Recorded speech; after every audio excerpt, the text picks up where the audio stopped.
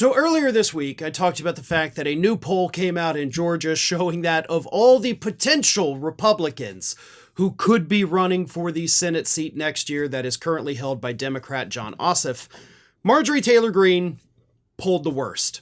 And not just like by a little, she polled the worst by double digits. She would get creamed by Jon Ossoff.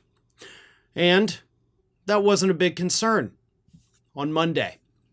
But then, the very next day, Brian Kemp, the current and very popular Republican governor of Georgia, came out and announced he's not running for Senate.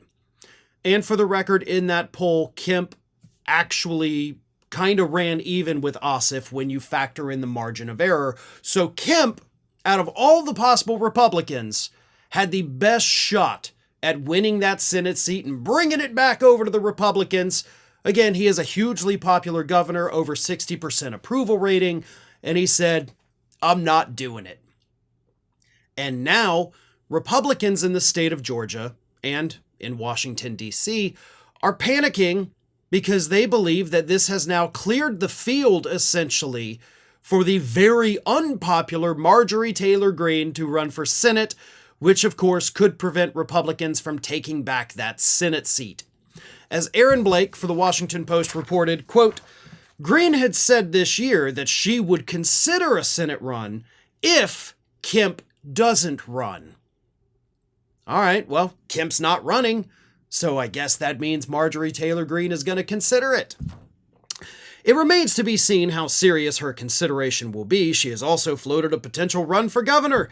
There's little downside to raising her profile by saying she's considering it. She could be giving up a significant platform if she runs, but it's enough to cause Republicans to not subtly panic.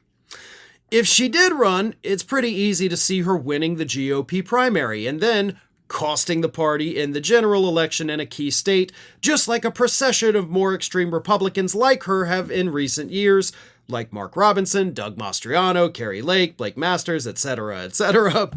Greene's history of conspiracy theories on 9/11, QAnon, among other topics, and extreme statements and actions, things like appearing at a conference featuring nationalists, have clearly marginalized her. It shows up in both the polls and her own election results, because even though Marjorie Taylor Greene is in a deep red district, she actually underperformed Trump's margin in her own district in last year's election. She got 8% fewer votes than Donald Trump did.